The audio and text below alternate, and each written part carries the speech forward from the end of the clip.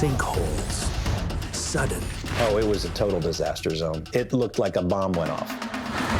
Terrifying. This building's coming down.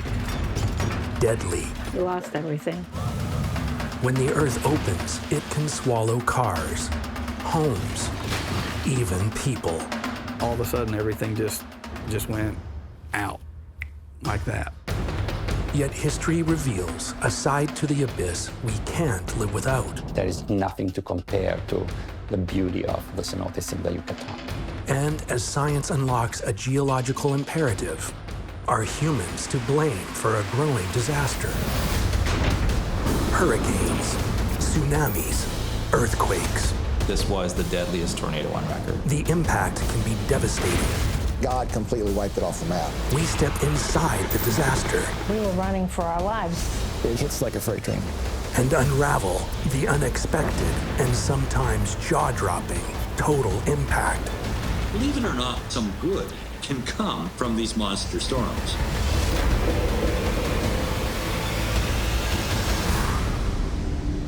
Below the Earth's surface, something sinister stirs. A monster lies in wait. A gaping hole growing under a hotel. But as guests come and go, no one is aware that it's about to rear its destructive, deadly head.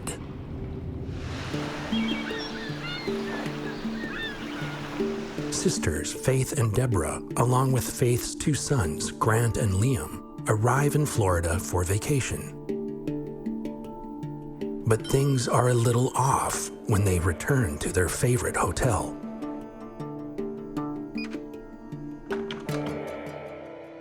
The elevator was not working. And it was like there was a day it would work and then a couple of days where it wouldn't.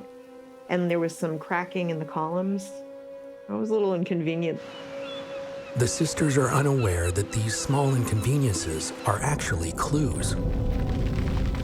Warning signs to an impending disaster. For the family, the trip is a treat before the boys head back to school in the fall. We had been to Florida several times and at this resort, so we knew the resort and we were there having a great time. With more than a dozen theme parks, Orlando, Florida is one of the top tourist destinations in the world. Their resort is nearby in Claremont. With free shuttle service to the surrounding theme parks, it's the perfect place to relax and have fun.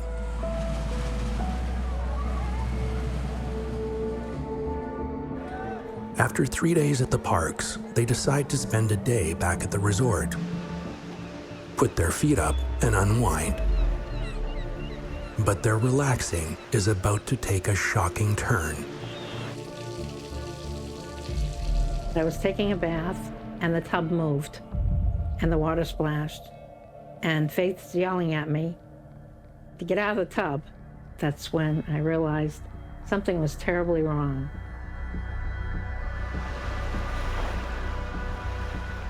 I heard a boom. It sounded like a twisting sound. So I immediately ran over and called the front and said, "Did we just have an earthquake?" And the person laughed at me and said, "We don't have those here. You can go back to bed." While Floridians are familiar with tropical storms and hurricanes, the state lies nowhere near a tectonic plate. In fact, Florida is tied with North Dakota for having the fewest earthquakes in the nation. But Faith is certain something is wrong. I ran to the front door and opened the front door, and I could see that our walkway was splitting from the rest of the building. I called back down and I said, "You may have told me to go back to bed, but this building's coming down." Faith and Deborah have no idea they've checked into a hotel atop a terrifying geological phenomenon that's causing devastation around the planet. A giant sinkhole. The Florida geology is made up of limestone, primarily carbonate rock, which has a lot of perforations. It's almost like Rice Krispie. And so water flows freely through that which makes it a very good aquifer. While the aquifer itself is a good source of drinking water, that whole geology causes some instability in the ground. When the water gets pushed through the rocks into this aquifer, it takes material with it, causing cavities to form on top. And those cavities grow eventually to become sinkholes. The hotel creaks and groans as a dark void grows below, increasing in size until it's ready to swallow the hotel and everyone inside. The feeling and the noise was definitely something that was not natural. The kids were starting to panic. It was very scary. We saw that the walkway was coming away from the side of our building. I was lucky enough to grab keys in my wallet, and we were out. As we were going down the stairs, we're hollering, "You need to get out, you need to get out, the building's coming down." I mean, we were running for our lives, literally. Once the family escapes the building, Faith runs for help. I had started my shift at 11 o'clock, and I was on a golf cart doing my checks. And as I passed this building, a woman come running out of the building and told me that they had a problem in the building. I ran for the security guard that was coming by on the golf cart. And I said, you need to come with me. This building's coming down. He kind of looked at me like I was crazy. And I literally pulled him off the golf cart and made him stand and listen and hear everything. I could hear popping and cracking of the building. It sounded like gunshots. All I see is the building collapsing.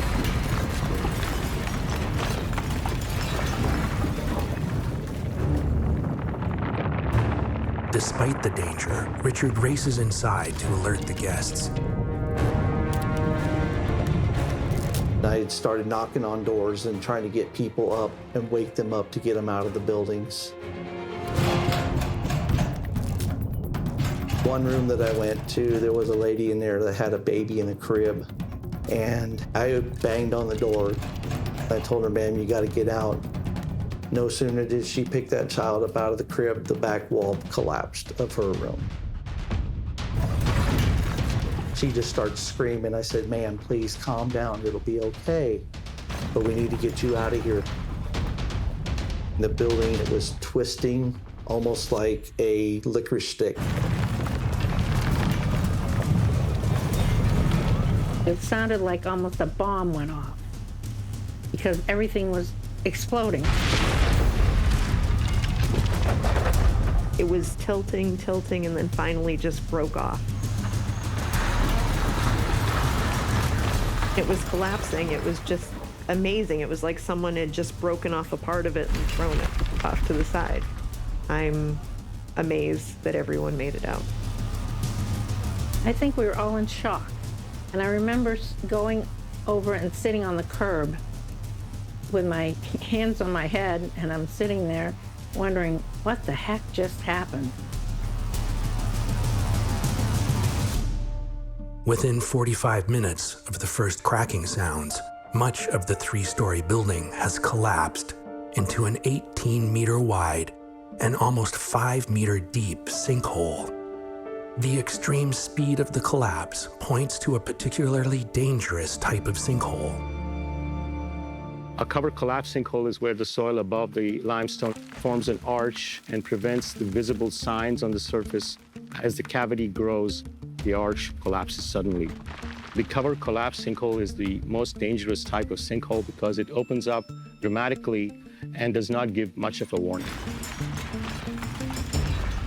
I was thanking God we were out. When we looked up, you could look right into our unit and see the room my sons were staying in. The only thing that was left of that building was a stairwell and the rooms on the very outside edge of that building. More than 100 guests escaped to safety, including Deborah, Faith, and the boys.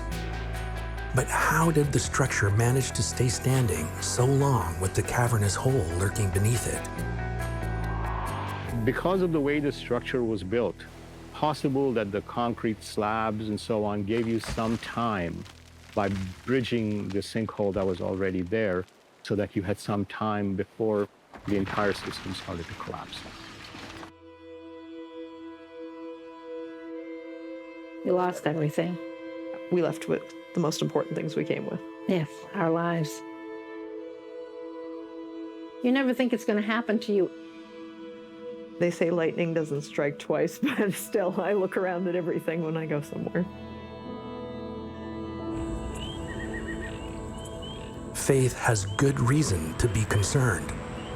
Below Florida's idyllic landscape is a ticking time bomb. It's being called Sinkhole Alley. Normally, you don't see the front sides of houses just all of a sudden, split up and go into the ground.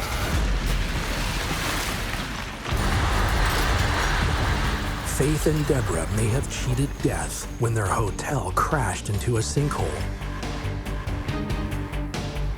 But their experience isn't entirely uncommon. Sinkholes are a terrifying worldwide phenomenon.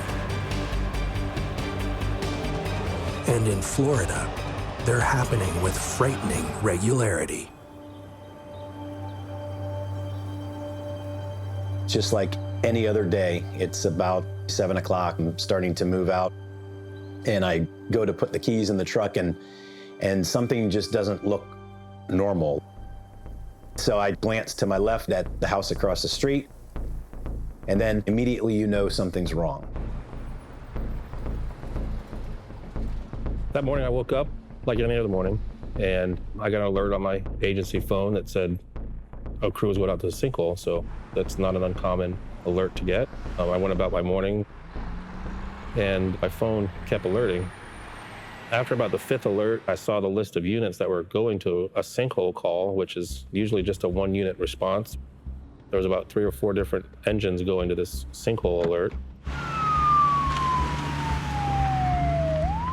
As Sean heads out, Terrence has a front row seat to a shocking scene. I'm looking at the house and I'm hearing noises, and the front left side of the house is no longer there. I kind of had an idea of what it might be, that this is most likely a sinkhole.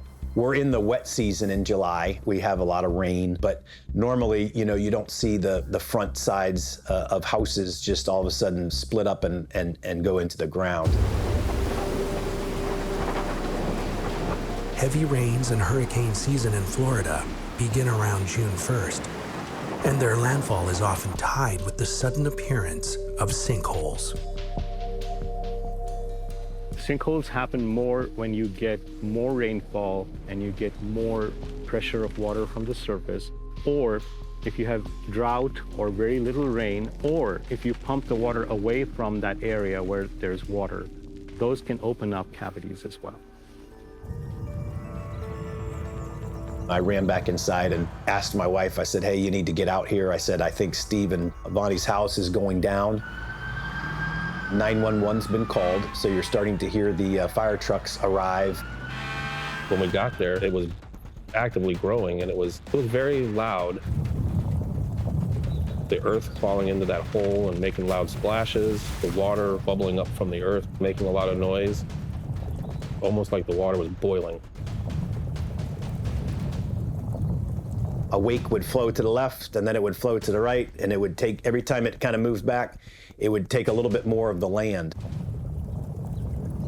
The interaction of water all around it was extremely dramatic, which means that it was moving, fluctuating, and had a lot of seasonal variations, which caused underground cavities to open up quite quickly. The home starts dropping more and more and more. You start seeing it to approach the front door, and that goes down. At the same time, it's moving to the house at the left.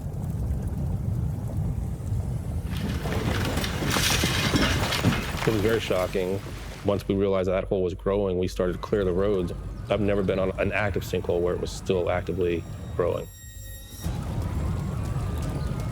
The fire department was familiar with sinkholes, but they'd never seen one swallow a house. And just 80 kilometers to the west, a hotel had collapsed into a sinkhole only a couple of years earlier. What on earth was happening?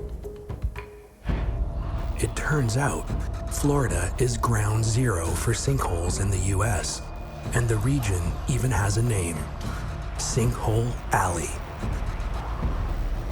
Sinkhole Alley is a known cluster of sinkholes that is in the central Florida area. Land O'Lakes is an area where there is a lake and connects to other cave structures underground. And then we had developed some housing on top of that.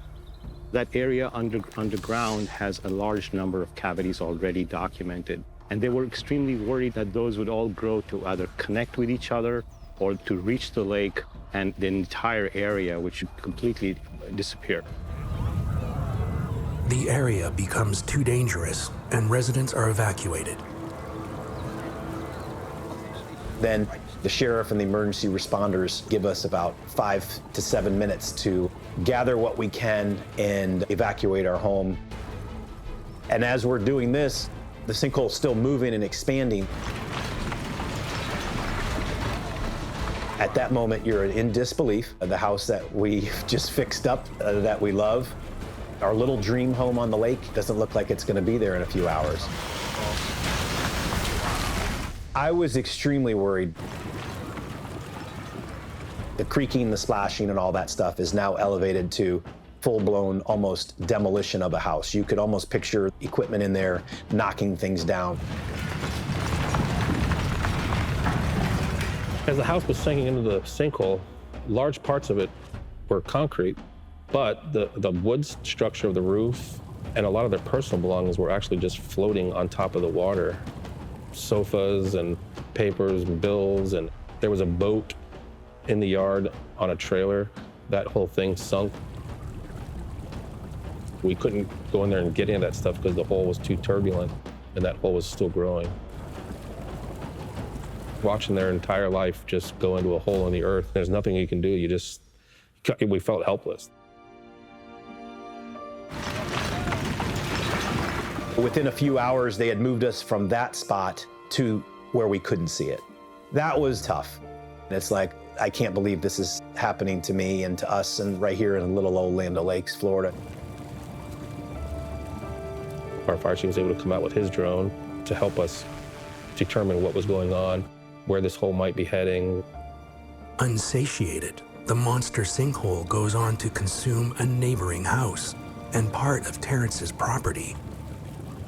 About 7 to 8 hours, it continuously grew. The final girth of the hole was, I believe, 260 feet across. It was deep enough to take 2 houses into it. The next morning when you wake up, you say, was it all a dream? And you're like, okay, it wasn't a dream, because you look out and you see this disaster zone that's sitting right there. It looked like a bomb went off. Good thing that came out of the situation was no one died, no animals died. If somebody would have been in one of those houses in Land O'Lakes when that sinkhole opened, that would have been a deadly sinkhole. I think we got very lucky that no one was home.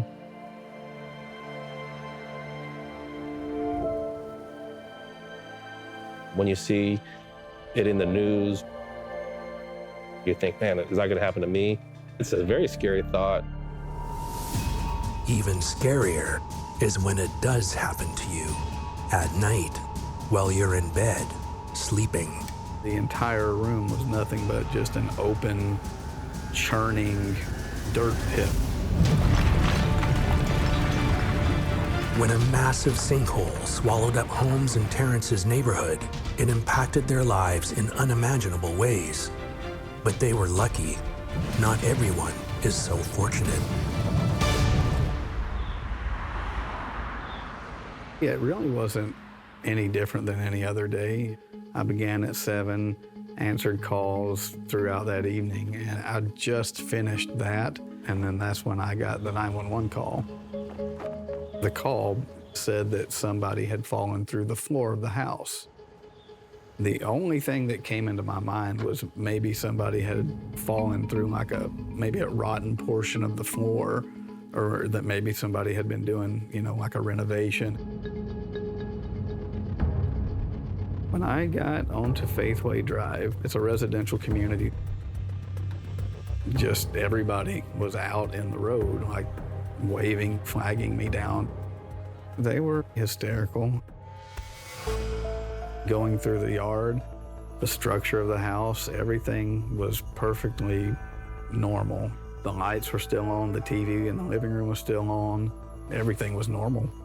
So when I get past the living room, I started walking down the hallway, and you could hear almost like a grumbling noise. I don't really know how to explain it other than that. As I turned to go into that room, the entire room was nothing but just an open, churning, dirt pit almost. The floor had completely just been ripped apart. A sinkhole had opened up directly under the bedroom. It is not unusual if portions of the house collapse. Sinkholes can be fairly local, and the slab itself may be giving some stability to the house. In this case, parts of the house collapse first, and then other parts sort of rotate and fall in. And so it's possible that the sinkhole in this case was either at an edge or closer to just that one room.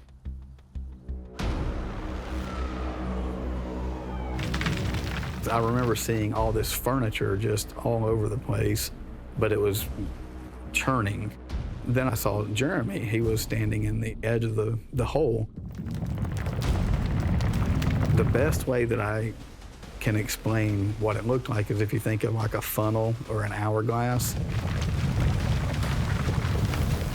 The center is more or less the deepest part of that, and everything around it is caving in to that center. Jeremy at that moment was more or less climbing, if you will, trying to stay on top of the dirt that was falling in. I was thinking, I wonder if this is what a sinkhole is, because I had never experienced it. I said, hey man, we need to get you out of this. Deputy Duvall was standing at the edge of a gaping and growing sinkhole, one that was ready to claim Jeremy Bush. The sinkhole in Seffner was probably the most catastrophic type, where there were no signs at all that there was a collapse imminent. It happened very, very quickly. It is probably the most extreme example of a cover collapse sinkhole. With Jeremy desperately trying to escape the clutches of the churning pit of debris, Deputy Duvall has no time to spare. He looked up and he saw me.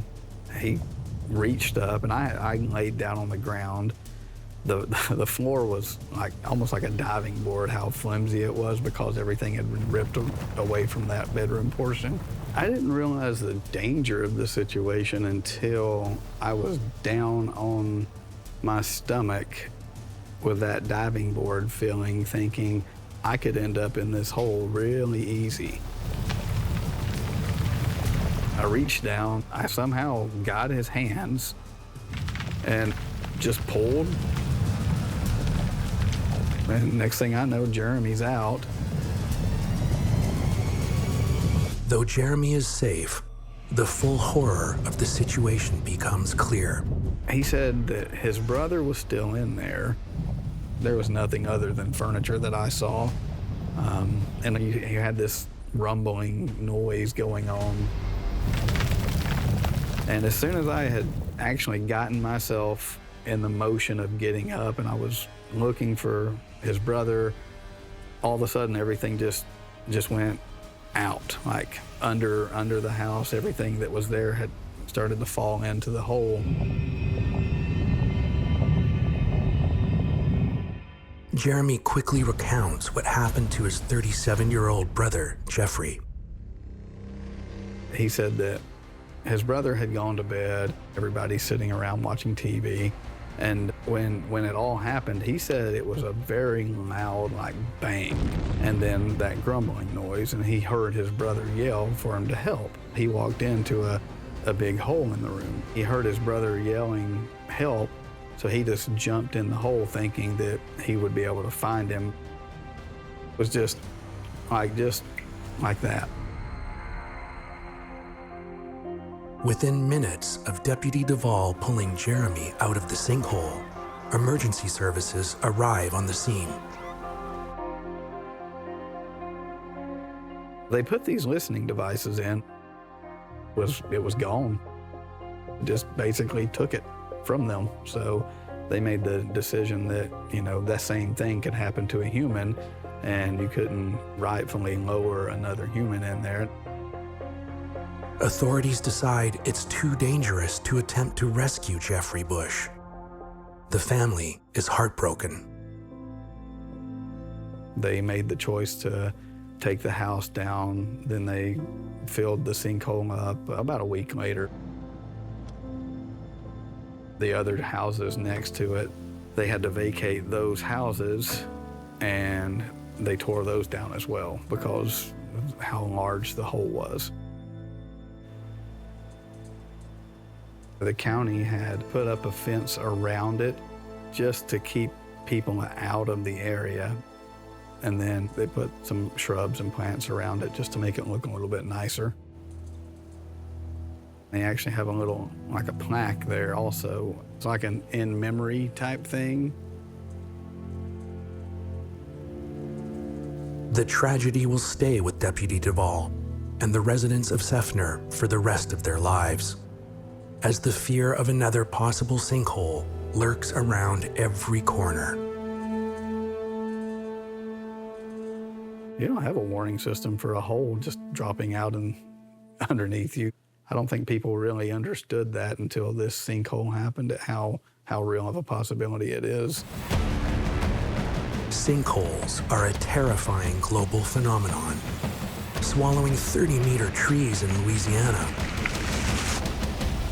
devouring a 3-story factory in Guatemala, and collapsing a 100-meter wide hole in a street in Indonesia.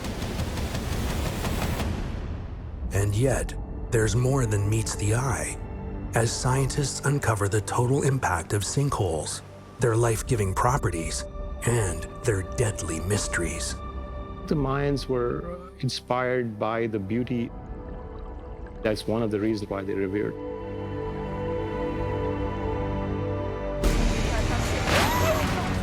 Sudden, catastrophic, horrifying. Sinkholes are a deadly part of the Earth's geological makeup. Yet when an asteroid hurtled into the planet 66 million years ago, ending the age of dinosaurs, the impact produced one of the most breathtaking examples of sinkholes in the world. Today, the remnants of the crater form what's known as the Ring of Cenotes. The ring has 180 kilometers diameter, so it's just a semicircular part that is along which the cenotes are forming. After the initial collapse of a sinkhole, when the remaining hole exposes groundwater, it's known as a cenote in the Yucatan. The word comes from cenote, which in Mayan means place where you can get access to water. At least 900 sinkholes make up the Ring of Cenotes, yet these are only a fraction of the staggering 6,000 sinkholes estimated in the Yucatan. Together, they make up part of the largest underwater cave system in the world. Most of the time, you will have several cenotes that are very close one to each other, and they are connected by underwater passages. So there's like a long, big cave in which you can enter in several points through these cenotes. And as a matter of fact, in the Yucatan is the largest cave in the world, which is now over 370 kilometers. The cenotes are unique because they have unbelievable formations, stalactites, stalagmites, columns, endless tunnels. They have beautiful, crystal clear water. It's just beautiful. But with dead ends, narrow passageways, no light, and no obvious way to the surface, their beauty can be deceptive and deadly. The cenotes or cave diving is dangerous is because people don't have emergency access to the surface. When you travel in a cave, you use the cenote as an entrance and then you travel inside. So if you have any problems, you can't just go up. You need to come back all the way to the entrance and surface.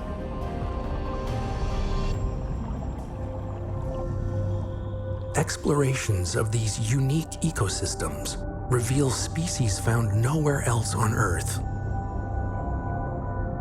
Endemic species are there, blind fishes, and there is a blind swamp eel. The cenote is a capsule of time. You can find fossil of shells, corals, animal bones. They also found prehistoric fishes. They also offer a glimpse into the mysterious world of the Mayans, who believed these sinkholes were passageways to the underworld. If you dive, you will find artifacts, ceramics, tools, and of course skeletons from the Mayan times.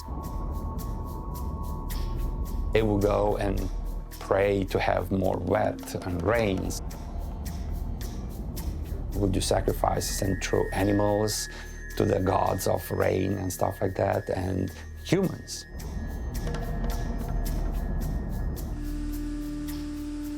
The Mayans' sacrificial reverence for cenotes came from their ability to produce fresh water. In the Yucatan Peninsula is the only source of water, of fresh water, so it's vital for the human life. Having access to cenotes, to the water in the cenotes, it was crucial from early times. And so both Maya and present-day people in Yucatan are using this. Today, conservation of the cenotes is critical to life in the Yucatan. It is important to preserve and protect cenotes because they are both a cultural and an environmental heritage for the people of the world. It's very important for the ecosystem. The cenotes help to filter all the rainwater before it arrives to the ocean, to the coral reef. So it's a process that they need to go from the cenote through the mangrove and then to the coral reef. The balance is very, very delicate.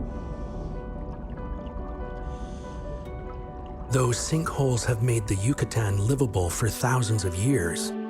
Over 12,000 kilometers away, the fastest growing rate of sinkholes in the world threatens the Dead Sea in Israel. The rate of recession, we should all be worried about it.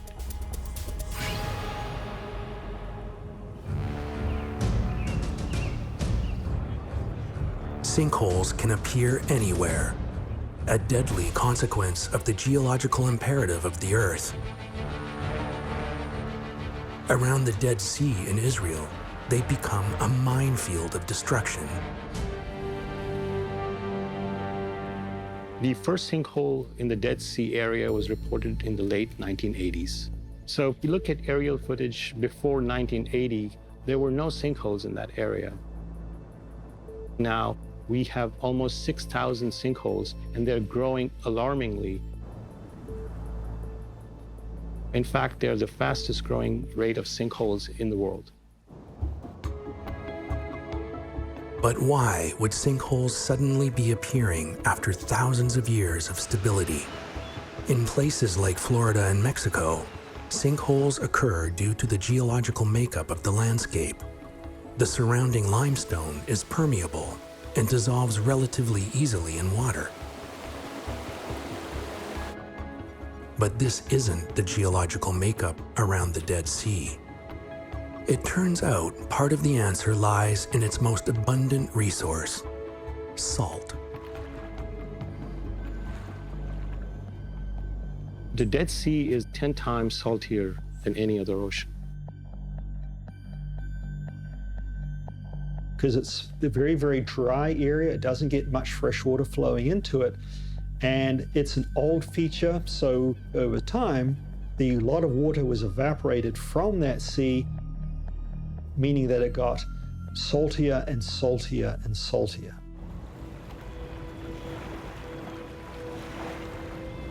The sinkholes in the Dead Sea are unique because they're actually forming in a very soluble rock, but it's not limestone, it's actually salt.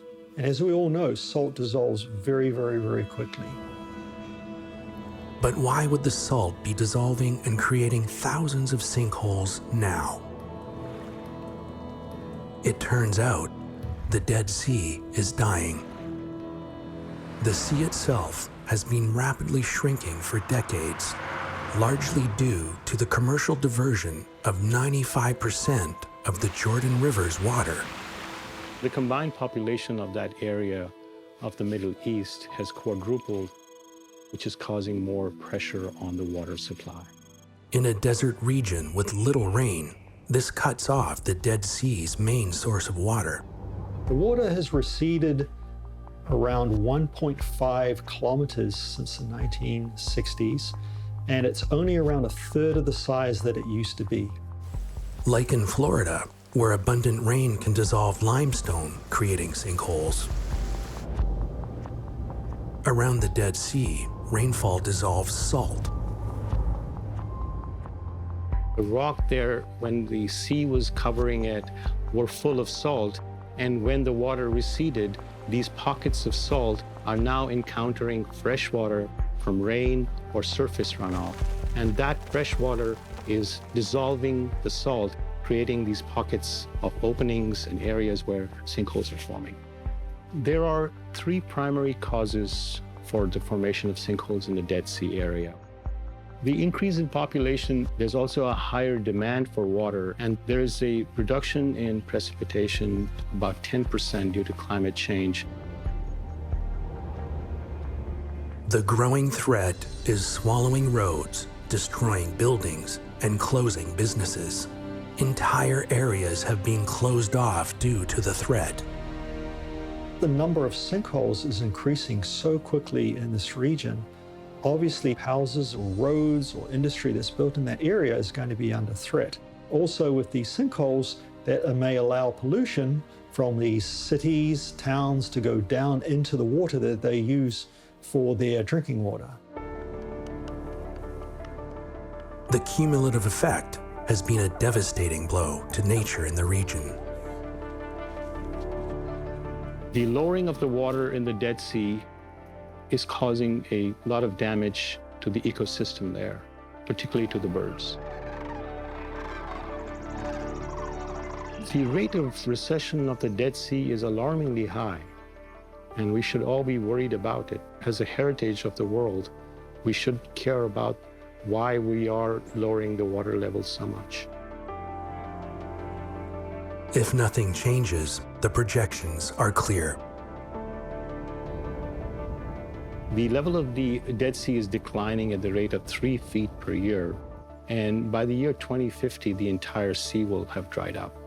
It is quite alarming that we will completely have lost the Dead Sea. As these silent killers continue to appear around the world, both new technologies and ancient techniques are being used to combat the problem. All the good ground in Florida has already been built upon. So we're left with stuff that is unstable. Sinkholes, swallowing homes, businesses, and even people. Around the world, these deadly and unpredictable disasters are on the rise. But in an increasingly populated world, is there anything that can be done? Jay is a geotechnical construction specialist and has spent almost 20 years working in sinkhole-prone areas in Florida. What makes sinkholes so dangerous and costly is they're very unpredictable. You have to look at the geology. In simple terms, relate it similar to Swiss cheese. So you have all these different natural holes and depressions, and over time, rain is slightly acidic, and it can slowly erode that limestone layer down at the bottom. Geologically, these areas are known as karst, regions around the world that are underlain with soluble rocks like limestone. Like Florida and the Yucatan, they're often characterized by underground drainage systems, and when it rains, can become riddled with sinkholes. When sinkholes appear in heavily populated areas, the results can be costly and catastrophic. In 2014, a sinkhole collapsed the showroom floor of the National Corvette Museum in Kentucky, plunging 8 classic cars into a 9-meter deep pit.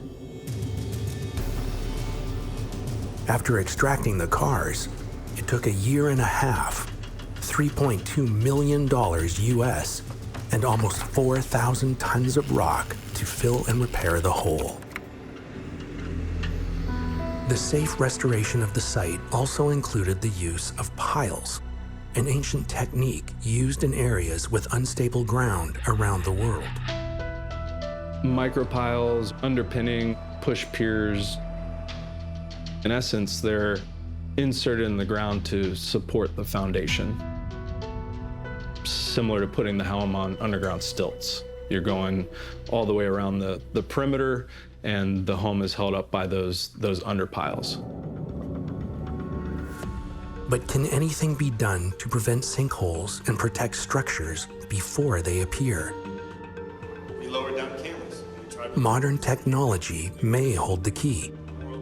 The only way to truly know what's going on is to use testing methods and do ground penetrating radar to look for anomalies or voids in the soil. The radar detects any voids, cracks, and other conditions that could lead to sinkholes. If the ground appears weak, engineers can create reinforcements. A big part of our business is actually pre-treating the ground prior to the foundation being laid.